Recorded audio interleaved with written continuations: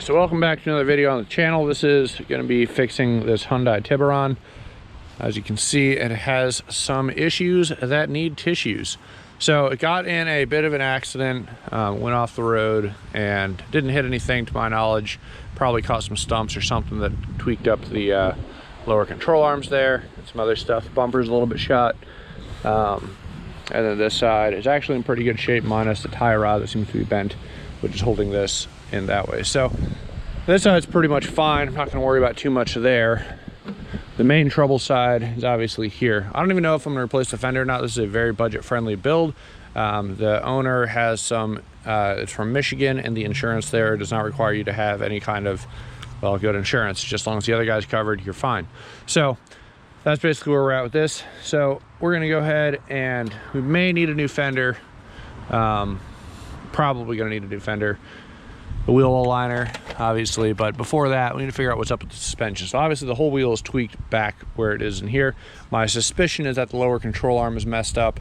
That's causing, between that and probably it looks like a bent tie rod, and I was looking in here, is causing the issues. So what I'm going to go ahead and do, we're going to go ahead and take off this wheel, jack up this side on the trailer because I want to be able to move it around still, and kind of see what's going on in here, order some parts, get it moving and movable, and then from there we'll kind of start fixing some of the other damage. But that's pretty much that. Front bumper, probably going to do some drifter stitches, just kind of hold the plastics back together, because again, this is kind of super budget friendly repair. We're not going anything in depth, no body shops, nothing like that. So we'll see if this is even savable. And then we also, I don't know if you guys can tell, but the front rad support is also dinged up. Yeah, pretty rough little incident, but thankfully the owner's perfectly safe, no issues. So let's go ahead and get this thing taken apart and see what's up.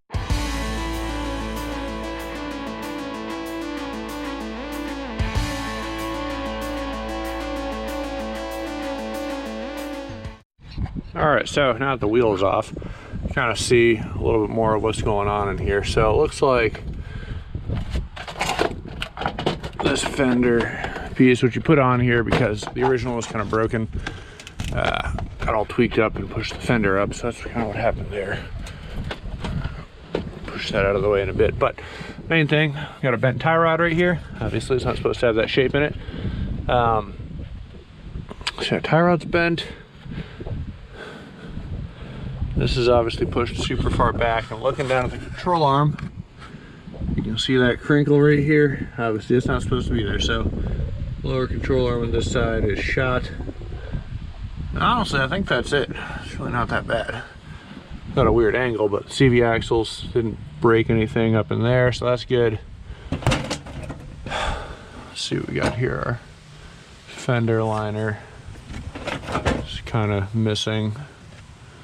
I don't know what this goes to. There's some broken stuff on it, but it doesn't seem like it broke the tube, just the support. So interesting. It's not the worst I've ever seen, so it's not terrible. Yeah, so main thing, definitely need a lower control arm on this side and a tie rod over here. I think that'll kind of help do a pretty decent job of fixing what's going on over here. And then we can replace that, and that should get this thing a little rollable. So I'm gonna go ahead and take off this guy.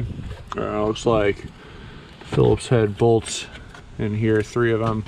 Get this out of the way and then see what else we need. All right, so now we're gonna go ahead and take a look at this side. This one's also kind of, it looks fine, except for I think the tie rod on this side's messed up, but we'll see. You go ahead and take this off real quick and see how it looks.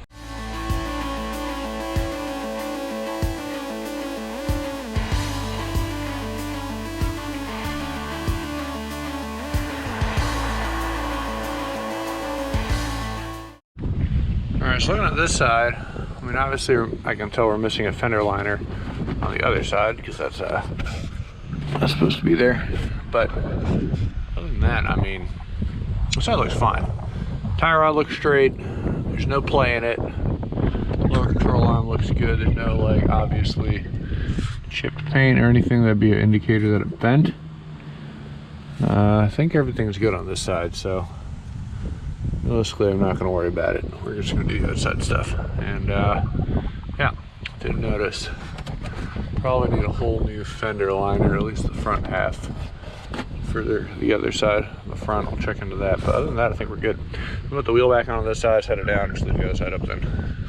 All right, so we got some more parts that have showed up. We're about to start cranking away on this thing. So obviously we have our suspension stuff that's messed up. I just went ahead and pulled the wheel off a little while ago, got it remounted, and and it's actually good to go. So the wheel's fine, got a little bit of a cut from the metal here, but nothing crazy, so that's good to know. Pretty happy with that. We'll put some spray paint on here or something just to keep it from rusting, because it is bare metal, so we don't want that. But the first thing that's really got to go, if I put the wheel on here and do all this stuff, that's fine, we're going to do that, but I really got to get this fender off because it is impeding the door from opening, and I need to see if this is salvageable. So there are some dings right here, but like I'm saying, like, I mean, you poke a little bit here, pull a little bit here, and like it's starting to push its way back out. So where this needs to come off, we have 3 mounting bolts right underneath here. 1, 2, I guess 2 mounting bolts, 2 right here. We have 1 right here. So wire harness doesn't do anything, it just sits there, and there's 1 right there. It looks like we got 2 from the inside of the door. The rest on the front side over here, we have a 1 right here. Looks like the bumper and fender connect together, so we'll need to take off the whole bumper supports up there. And then lastly, there's probably a few that run along the hood here. So I'm gonna go ahead and take those off. The only challenge is getting the door open and not dinging this up any more than it already is, but it shouldn't be too bad. I'm gonna try and work on pushing this piece out a little bit, and then we'll see if we can get that in. So once that's done though, and there's a tab on here that's bent, it should pull the whole body line back where it needs to be, and I think we'll be in good shape. So let's go ahead and get started. Fender's off, and these tabs pretty much push back into place by hand. They're pretty, I wouldn't say weak metal, but you know, they're easily bendable. So I push this one back, this one's bent out, so I push this one back in just a little bit. I think it's good to go, honestly. Really the only 2 tabs bent. This is a nice convenient bolt that just lets it slide in there, so that's nice. Other than that, we got a couple bolts right up in here, and then the bumper itself. So the bumper's loose, and again, we'll come back to that a little later. But yeah, the rest of it, we had a couple mounting bolts up along here, 1 there, 1 here, which was hidden by a foam block for the hood, and then 1 other one right here. So not too bad. Next thing I'm gonna do, I'm gonna go ahead and, well, we'll see. I'm partly tempted to go mess around with the lower control arm, which I'm probably gonna be next, and then we'll kind of bounce in between the fender itself, which I have in the garage. A little bit later today, I'll probably go ahead and bend that back. I'm pretty sure we can bend that back into position without any worries. So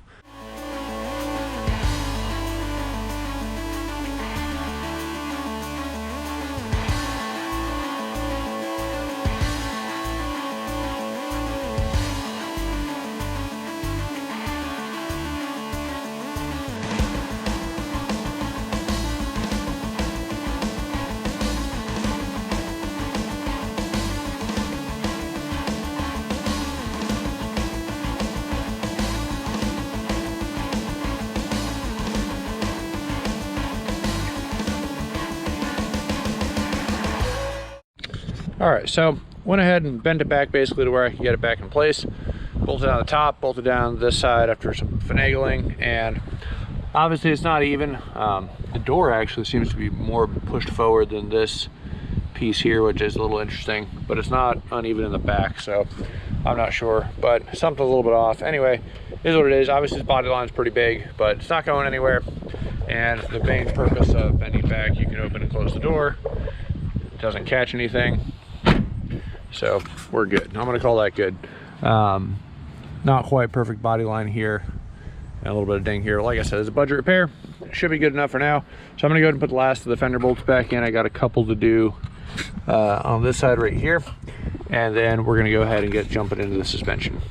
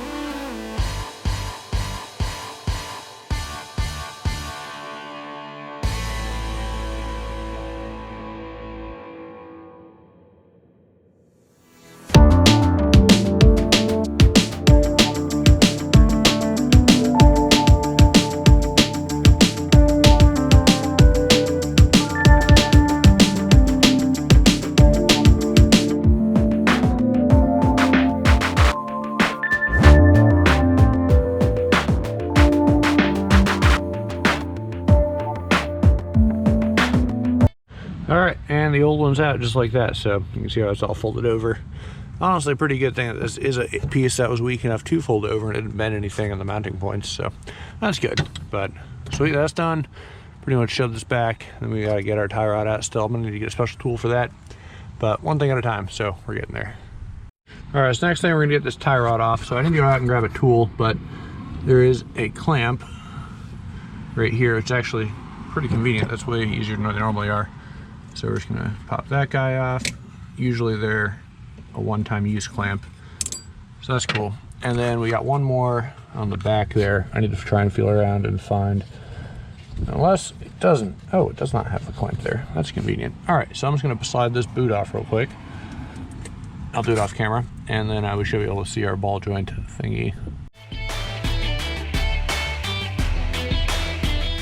Yeah, there's one-time use clamps, one I was talking about. So let's put a zip tie on that when we're done. Get rid of that. But right here is the ball joint, and you get a special tool, ball joint removal tool. Not ball joint, I'm sorry, tie rod removal tool that'll clip on here and let you bolt it out. So that's what we got to go ahead and grab. All right, so I just got the new ball joint installed. My camera battery is dead at the time, so I didn't film it, but using this ball joint replacement tool worked out pretty well. This is the old one. I'll just show you guys real quick, but it goes in like that. You got to take off that boot that I was talking about. Just snipped the back one off altogether. Anyway, ball joint tool goes in like this, and then you have to disconnect this. You just unwrap it, and then you use your pull tool, slide over the whole shaft, click into there. Then it has a little spot for a ratchet, and you can go ahead and unbolt your ball joint, or not ball joint. I keep saying ball joint, tie rod. Tie rod is what I'm talking about. So that is done now. There. Bring that tool back. That's a tool rental, so it didn't really cost me anything, which is nice. It's like 80 bucks, and then you get it back and you're done. So easy day, tie rod's out of the way. And then a trick to getting your alignment close, counting each thread up to where the bolt was, which is right there. So for me, that was 17 threads. So 17 threads, thread it on, tighten it down, and it should be good. So I'm not gonna put this back in just yet in case I need to rotate this a little bit more, because I still need to get the ball joint, or the lower control arm, in next. So let's go ahead and do that. All right, so just like before, we're gonna go ahead and pop this in. We'll take this nut off the end here, and then we'll go ahead and set everything in place. Two on this side, one on that side. We go 19 millimeter.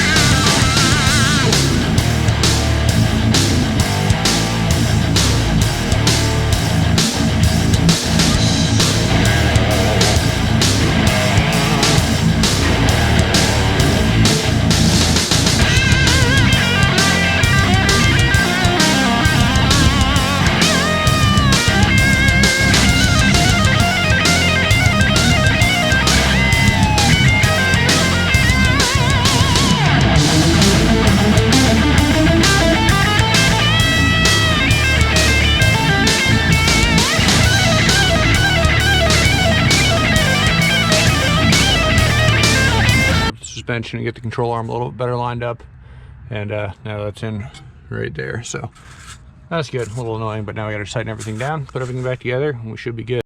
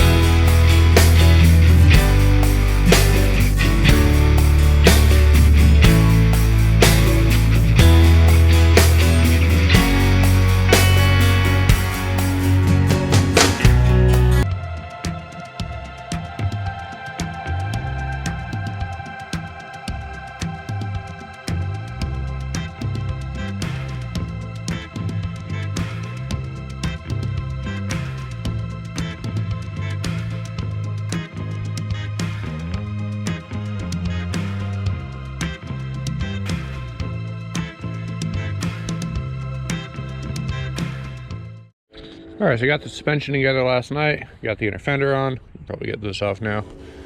And there you have it. So looks a lot better under here. Trying to get my shadow out of the way. The sun's over on this side. Tie rod's on. Lower control arm. So yeah, looking actually looking pretty decent. There we go. So pretty much all the hardware thankfully was still here, so I was able to reuse all the push pins and everything, which is nice. This one's a little bit bent out of shape. May get something in there, we'll see. But other than that, honestly, it's pretty good. So the next part we're gonna go ahead and move over to is underneath the car over here. Hopefully you guys can see all right. So obviously the front bumper is a little bit tweaked up, a lot tweaked up. We're missing the air dam, which is in the garage. I bought one. It goes right here.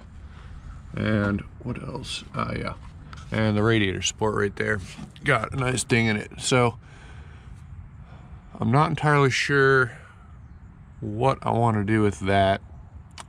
I'm honestly thinking about just leaving it because it's not actually hitting the radiator. And realistically speaking, if it's not hitting the radiator, I'm not sure it's worth replacing. But it also looks like it's only 2 bolts to replace. Maybe 3. Got 2 right here. And it looks like 2 right there. And then this front bracket. So, I don't know. That actually might be pretty easy to replace. And I just realized the front air dam actually is what goes to it.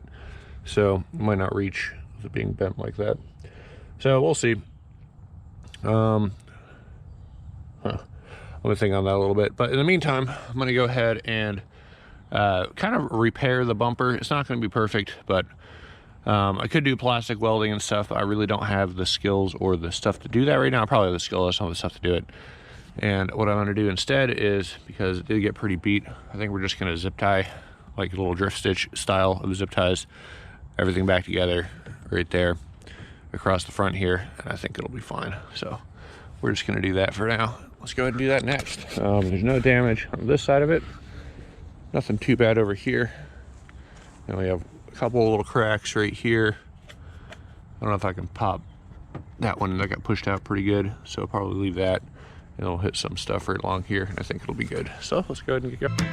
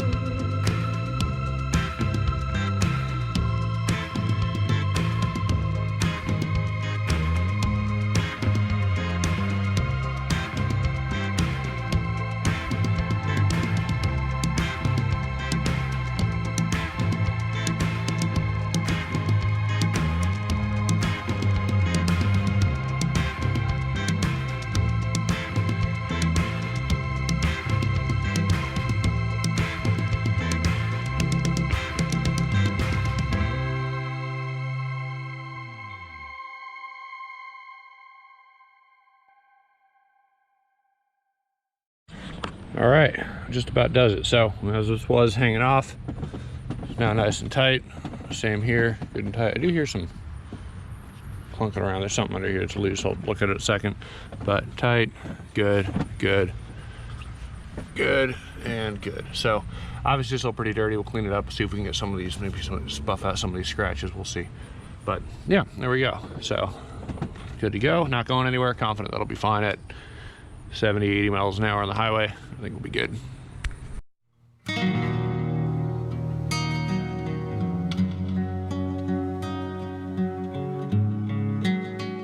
I figured we toss the wheel back on just to make sure it's all good, and it is. The alignment looks pretty close. You can see it's turned this way a little bit on this side, and this wheel on this side is turned a little bit this way. So honestly, it's not too bad. Pretty happy with that. I think we're on the right track here. Once we get it down and everything, it should be pretty much centered in the wheel well. I think we'll be good.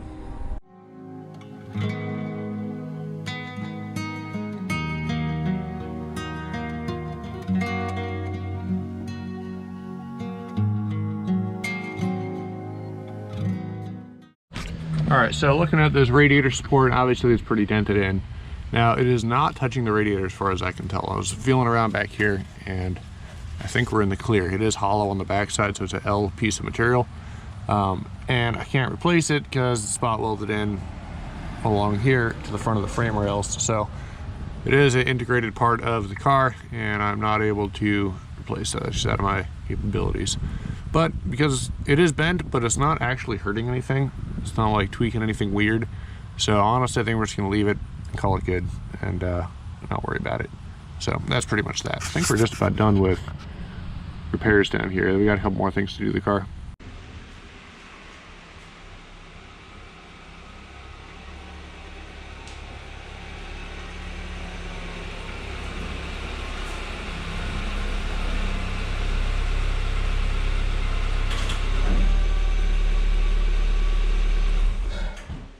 Next thing we're gonna do two things that are a little weird. So I aired up tires because the low tire pressure light was on. Hopefully it didn't mess up any TPS sensors.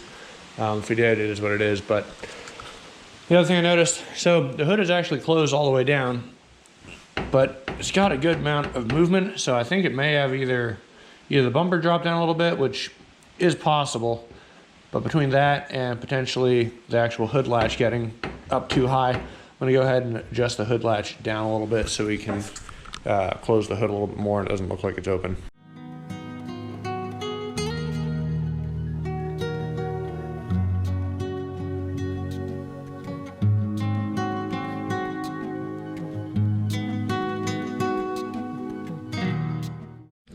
All right, so this is a classic case of accidents do more than you can see.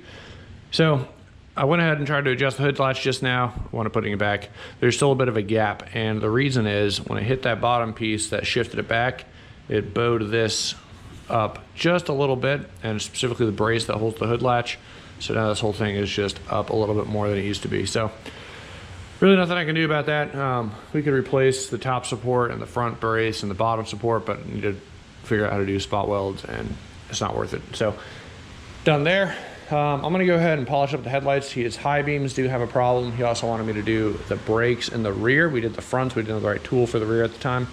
So I'm gonna go knock out those two things, and the AC is the last issue. There's a line back in here that we replaced, right here and right there, and apparently it was leaking out of there. So I think the O-rings that came on it were bad. So we're gonna go ahead and replace those real quick just to see if that fixes that, and hopefully we'll have AC back. And then I think that's everything. I also had a high beam issue. I don't remember if I said it or not, but I want to clean up the headlights real quick just so I can see better. And then we're gonna go ahead and see if we can fix or diagnose that.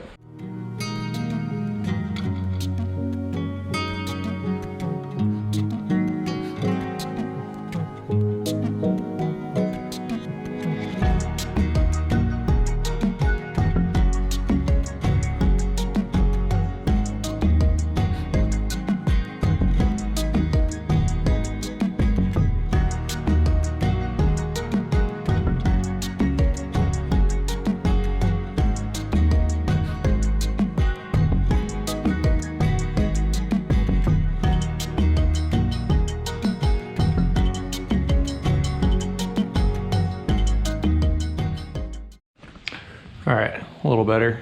Not crazy, but I wanted to see what we could do real quick. So I think the next thing is kind of a safety issue.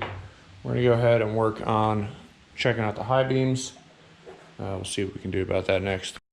All right, so this little diagnosis off camera. First thing I did is switch the horn and the high beam relay, which is right here, just to see horn worked. So I know it's not that. Then low beams work. So when I click the high beam button or low beam, I can feel this relay go off. This is the low beam one. And when I do the high beam relay, I can feel the relay clicking. The fuse is good, it's this one right here, and the relay is good.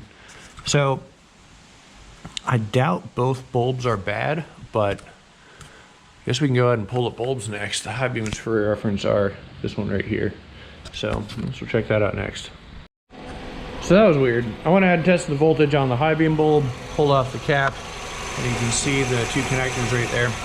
And it's got 14 volts going to it with the switch on. Switch off, no voltage. Grounded it out right here and then used my multimeter on the back end of each probe. So that's really weird. It was getting voltage. I mean, are the bulbs just bad? I don't know. I'm gonna go ahead and dive into this a little bit more, but that's that was actually unexpected. I was not expecting it to have voltage. That's weird. All right, so I finally figured out the high beam issue, and I think it's a problem either internal to housing. I'm pretty sure it's a problem internal to housing. Something's not happy. But here's my little test rig. I have another set of bulbs, so that's what it is. So anyway, the problem is both these leads are getting positive power. One of them needs to be a negative. Doesn't matter which one. It just needs to have flow through it. So I hooked up an external wire that goes to the negative terminal over there, turned on the high beams, and boom, got light. So for whatever reason, one side's getting power and so is the other side, and one is, there's no ground to it, essentially, is what's going on. So I'm like, well, that's not good. So what I think I'm gonna do, temporarily anyway, / permanently, we'll see. I'm gonna cut one of the lead wires that's going to this thing as a positive, just cut it all together, attach a ground to it, and then ground it somewhere else, somewhere on the body, and then I should do the trick. So really, really weird. And it's still fused, so it's not like if something does happen, it's going through the factory harness, it'll blow the fuse or whatever, it'll be fine. But yeah, really, really weird problem. So just that's, I guess that's what that was. So let me go ahead and get that rigged up on both sides.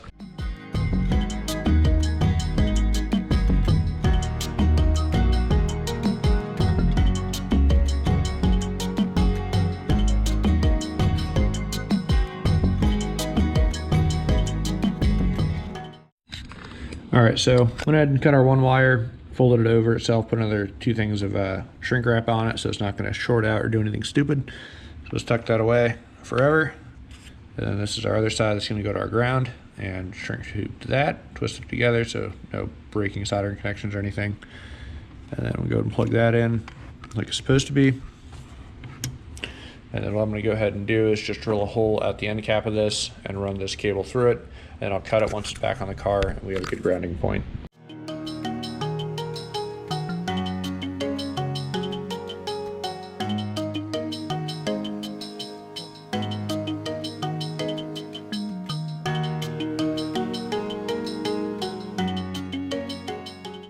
All right, let's see if my little hack job works. And I know what it is. It is a hack job, but you gotta do what you gotta do.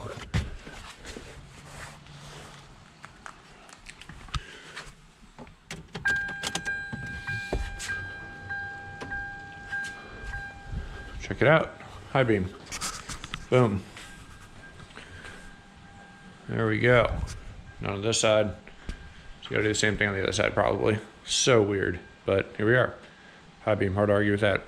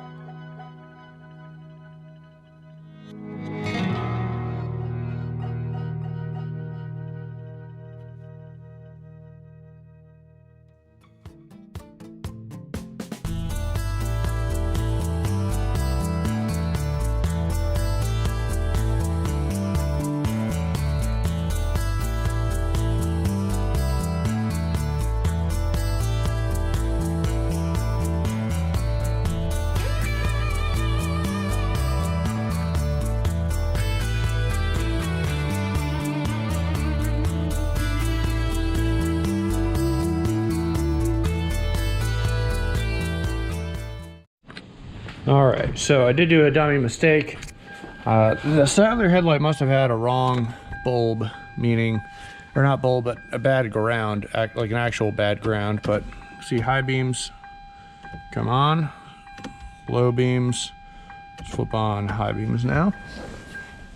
Anyway, so I cut the wrong one, had to go back in and redo it because I'm a dummy, but it's good to go now. So we got both high and low on, both high and low on, grounded there, grounded right there, and this piece will go back, cover everything up, never know it's there. So awesome, mission accomplished on the headlights. I'm actually pretty happy it works like factory. I was kind of worried I was gonna have to run a separate relay and do an external wiring harness, but we did not, so that was always nice.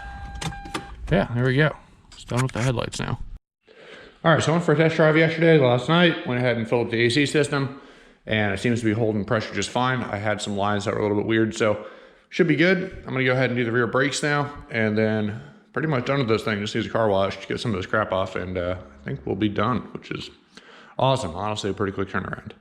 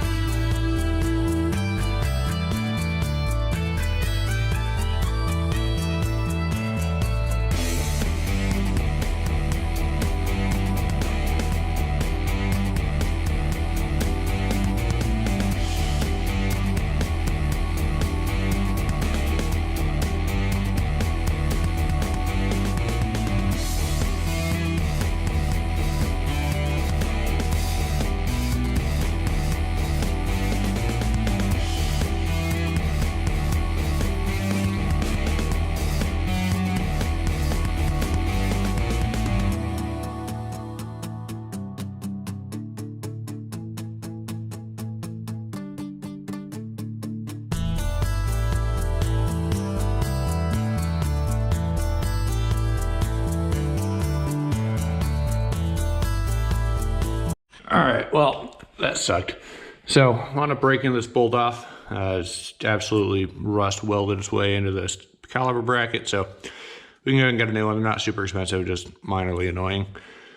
And then what is interesting is the wear on this rotor on the backside. So was this pad? It looks like, I don't know what's going on, but the pad, you know, sits like that. I'm just kind of worn here, but it's weird that the rotor had absolutely, it was able to rust like this with no, nothing. It's kind of odd. Not sure what that's about. And the front side, same deal. Not great pad contact on here, so probably due for a change anyway. I think the pads are good. I think the issue is the actual rotor's messed up. Actually, I'm looking at this closer. I think what happened was probably pad went bad, and looking at this closer, I'll bet you it wore down to the metal on the previous set and took out a decent chunk of this outer rim, so this is inset further than this.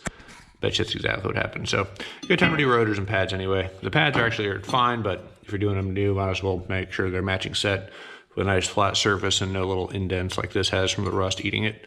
So let's go ahead and get that on. All right, so on this side, the caliper bracket bolt, which is the little bottom one right here, was rusted so solid it wound up breaking when I was upon removal. So gotta wait for a new one to come in. The new bracket itself, I can't get it out of the old one. Tried a bunch of different stuff, heat and everything else, no dice. So when the new one comes in, we'll finish up this side. This rotor's pretty much junk anyway. And let's go ahead and do the other side while we're waiting around. All right, so hopefully this side will be a little easier. This rotor's also in pretty rough shape. Again, the pads aren't bad, but the rotor is not great. So we're gonna go ahead and remove the two bolts on the caliper itself, and then try and get these bracket bolts off without breaking anything. And hopefully it'll come off without too much trouble.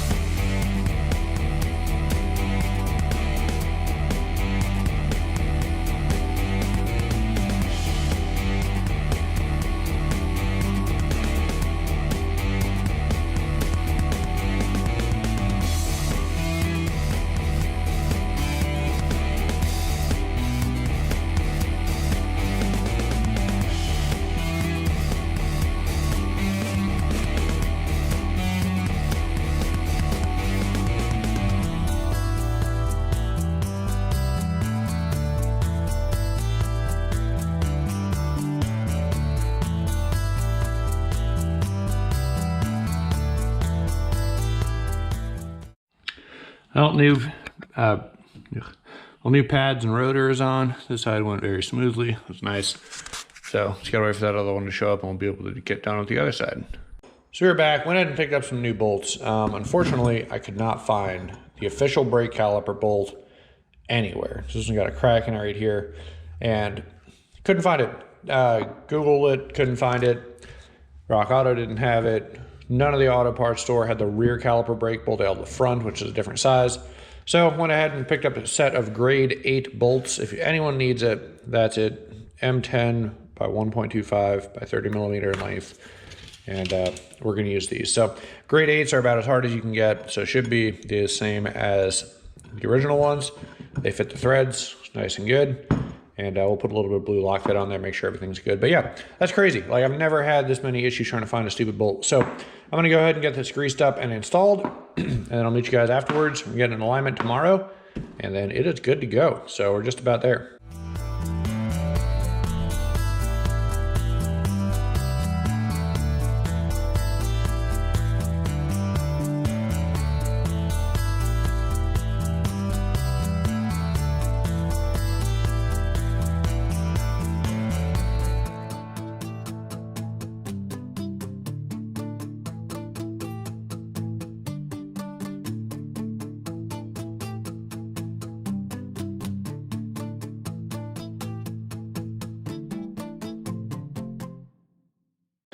All right, so some time has passed. I went ahead and bled the brakes just because they're feeling a little squishy. They still feel kind of squishy. I'm not sure what that's about. Maybe just inherent to the car. I don't know. But now at least I know the brakes are bled. Got that new rear caliper on. Feels pretty good. And then what else did I do? Went ahead and checked the front wheel again just because it was making a little bit of rattling noise when I was driving around.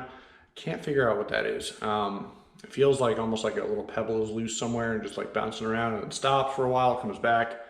But for the most part, it's pretty good. I think whatever that is, I took it apart and just double check all my work, make sure there's nothing loose or rubbing or anything. Couldn't find anything wrong.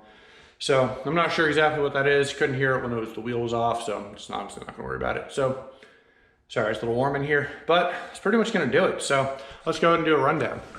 I did also have the car outside, went for about a test drive up and down the road, about 50 miles an hour. It felt fine. Just gonna get an alignment tomorrow. My brother's also coming to pick it up tomorrow. We won't be on camera, but that's pretty much done with that. We did aim the headlights. This one was quite a bit lower than that one, so I brought them both up evenly. Tested out the high beams once again, it felt pretty good. Bumper doesn't look too bad. I did want to give it a good wash, but I did not have time. So it's also raining out, which is pretty much the end of that. And then torque all the wheel lug nuts just to make sure those are good. Went ahead and, so yeah, rear brakes, headlights, high beams fixed. AC seems to be working fine. I tested that again today after a refill 2 days ago, so no leaks or anything like that I can detect anyway. Control arm, tie rod, bumper repair, inner fender, fender itself, and I really think it's about good. So is it perfect? Absolutely not. Would I say, like, if you took it to a body shop, they could probably do a couple $1,000s worth of work, including a new bumper, new fender, paint blending, everything together. But for a budget, I feel like this is halfway decent. Obviously it's not perfect, but it's daily driver, it's first car, it'll hold, which is what matters, and it should be safe for the road. So like I said, alignment tomorrow, and then that's that. She'll be out of here and should be pretty good. So thanks for watching, guys. This took me a little bit longer than I was anticipating, between house stuff and really a lot of the parts waiting for it to come in. Chasing down that stupid bracket bolt held me up a day or two, on all honesty, waiting for that to come up. So it was a decent bit of work, but it came out pretty well. I'm happy with the results. It's drivable again, which is what matters. And he has a car. He's not out 4,000 bucks basically, which is what the car cost. I think it was like 4,700 bucks somewhere in there. And then, I mean, for what it is, probably would have been totaled by the insurance company. So I call it a win. He still has a car. Resale value is probably not going to be that great right now, but that's not really what the point of it. The point of it is to have a daily driver. So that's pretty much everything that I got going on. Appreciate you guys watching. Probably get back to some Mustang content in the near future, or who knows what else we got going on. Seems to be always something random coming up, whether I plan it or not. But thanks for watching, guys, and I will see you in the next video.